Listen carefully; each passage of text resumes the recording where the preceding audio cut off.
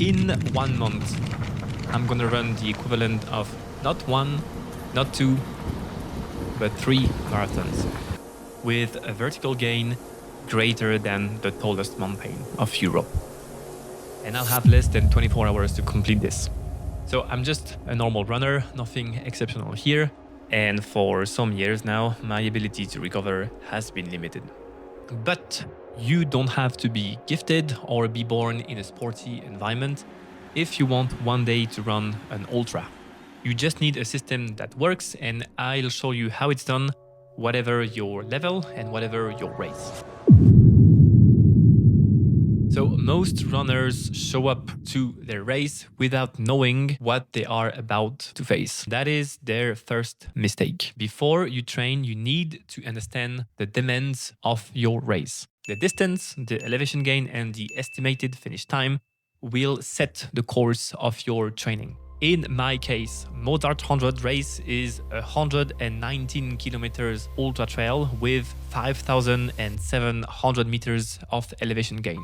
If nothing goes wrong, I estimate to finish this race in about 18 hours of non-stop running. It's easy to get those basic numbers right, but this is not enough. You need to get a closer look at the race profile so you can identify the biggest difficulties. For me, there are a few pretty steep and long climb here and there, but this is not what worries me. I'm more concerned about this. Around the 40 kilometer mark, I'll face a 5 kilometer very steep descent.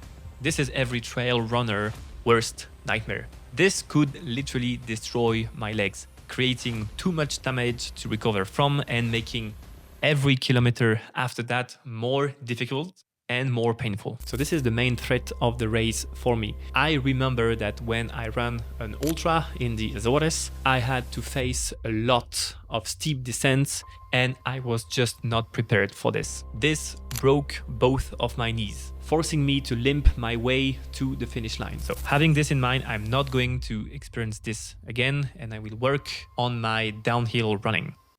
But knowing your race is only one half of the equation. The other half is knowing yourself. What I found out about my own skills confirmed something that I knew for a long time. I spent the beginning of my running journey guessing how I was supposed to train. But once I found out what kind of runner I was, my progress finally took off.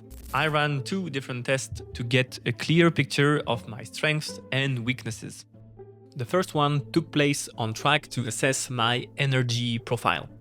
And that revealed that I am better at holding a steady effort for a long time. But this also implies that working on my speed is the biggest lever of improvement for me. It also confirmed something that I knew for a while. I am not a natural gifted runner, but that's okay. I'm not looking to be an elite. I just want to be better than yesterday. This test also precisely set all my training zones in heart rate, in power, and in pace. This way, I can target the right intensity every time I train, regardless of the terrain or the gradient. Here's the full breakdown of the test if you want to get your accurate zones. The second test is an uphill ramp test. So this is designed to assess my muscular profile. And this one revealed that I am more powerful on steep gradient, which is not so much of a surprise based on my years of lifting.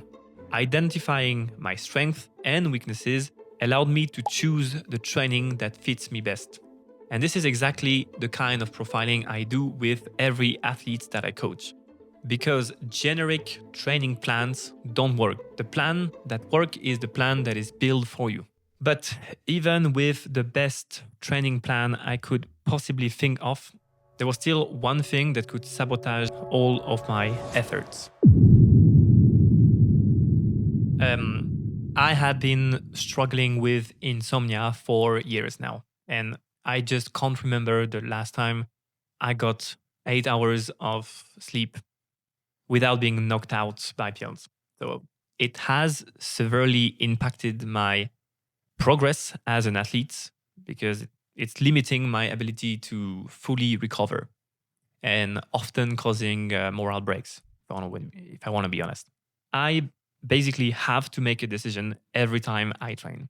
If I slept okay, I can stick to the training. If not, I can either adapt to make it easier or replace it with something completely different.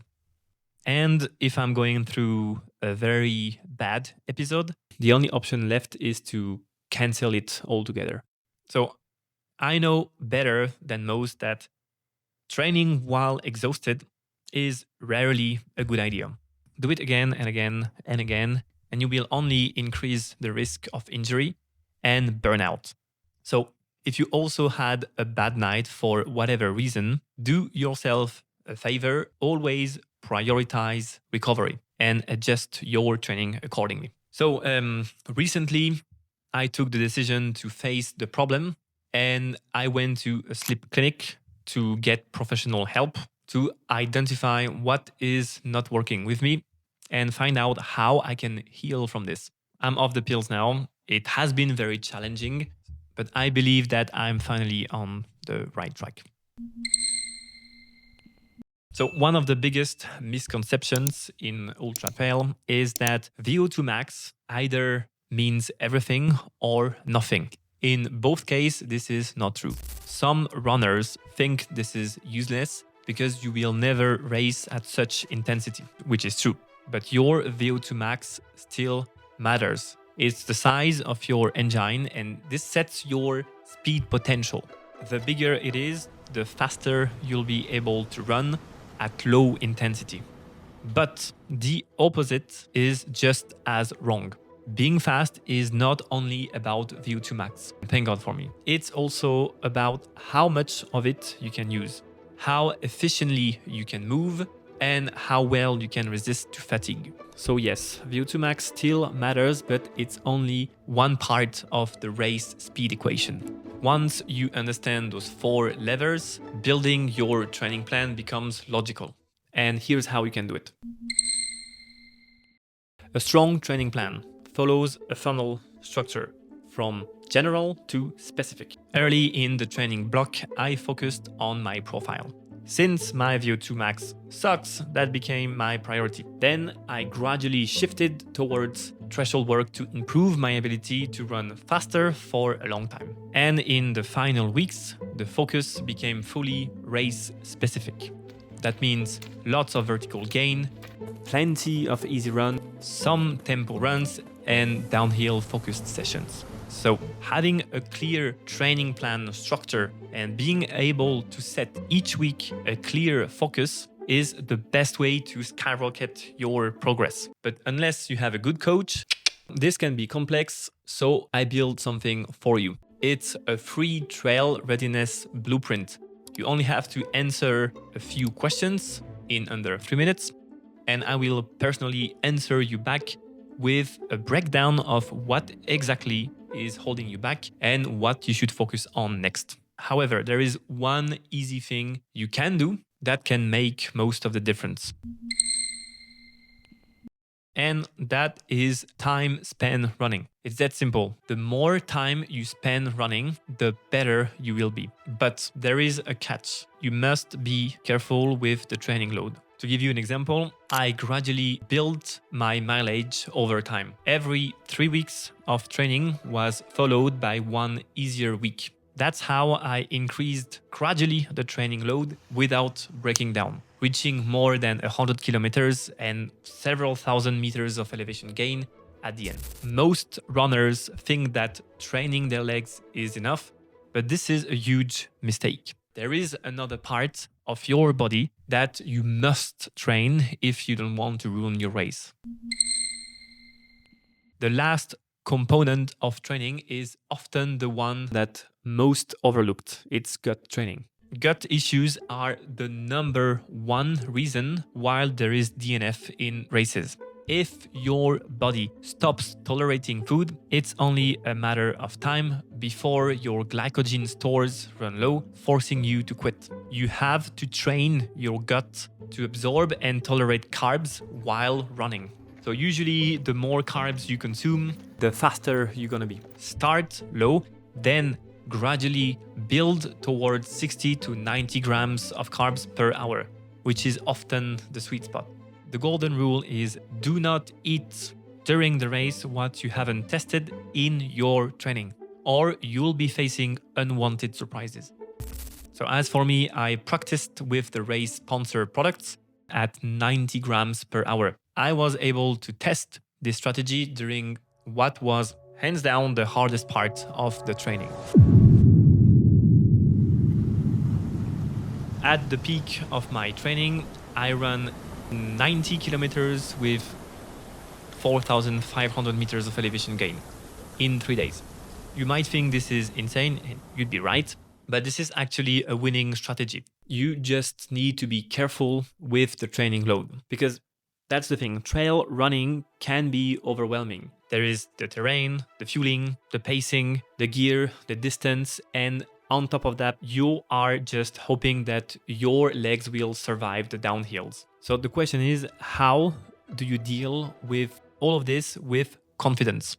And the idea is simple. You do between 60 to 80% of your race distance and elevation gain spread across 2 to 3 days. This way you can test the gear, the pacing, the fueling in race condition. And because this is so French, my God. And because the training load is spread over a few days, the risk of injuries are lower. And this will also teach you how to move on tired legs, which is building resilience. I would place this kind of session about 6 weeks before, so you have time to recover and gradually build up your mileage before entering the last phase of your training, the one that you either love or hate. Here is 2 ideas for you to ruin your race. You can either taper too much and you'll basically feel flat, or you can do the opposite and taper too little and you'll feel completely wrecked at the beginning of the race. Basically, you need to find the right balance. The goal isn't to improve your fitness anymore. It's to evacuate as much fatigue as you can so you can arrive at the start of the race feeling fresh and sharp. The ideal taper length depends on the race distance. In my case, it lasted about 2 weeks, during which I gradually reduced my volume around 50% while keeping some intensity. And tapering is also time for carb loading. Again, the exact strategy depends on the race, but for an ultra, it's often around 3 days before the race. For me, I didn't eat more calories overall. I just changed the distribution of my macros. Basically, I ate way more carbs in comparison to protein or fat in order to maximize my glycogen stores. When it comes to ultra long distance, we are all training our body. But I think there is one thing that is left on the table. Your mind will also be put to the test. During the race, I will eventually step into the pain cave. This is inevitable. It's a place where your whole body is essentially begging you to stop. I know this is weird, but this is what I'm looking for. I want to know how I will be able to handle the suffering and what will be remaining of myself. There are 3 strategies that I've used before, and those are the ones I'll rely on again. You can first break your race into tiny goals. During an Ironman in 2018, I never focused on the full distance. Instead, I focused on the next aid station. And when things got harder, I just made the goal smaller. I focused on the next lap, the next lamppost, until the next step. This is much easier for your mind to handle instead of the whole mountain that is in front of you. You can also shift your focus away from the pain. So during my previous ultra in Italy, I tried to focus on the present. So it was like joking with the staff, chatting with the participants, and also feeling the support of the crowd. The idea is to shift my mind away from the pain or the fatigue. And this way you are able to move forward. And last is visualize success beforehand. So in 2024, I attempted the ascent of a 7,000 meter peak in Kyrgyzstan during a 27-day expedition. Before the summit push, I mentally played the hardest moments that I was going to face. So the altitude, the wind, the fatigue, and of course the cold. And this is what visualization does. It makes the challenge familiar before you actually face it. But even with this careful preparation, I just don't know if I'll be able to finish. Nobody does going into an ultra. That uncertainty is part of it. And honestly, this is what makes it worth doing. So I didn't tell you, but this race is part of an even bigger picture. I'm doing everything that I can to be able to qualify for the 2027 Ultra Trail of Mont Blanc. So this is one of the most legendary endurance events on Earth. I train every aspect of my mind and body. And now I think this is your turn. You know the full system and you can apply the exact same strategies to your race, whatever the distance. And if you are still not sure if you are ready for this, this is exactly what the trail readiness blueprint is.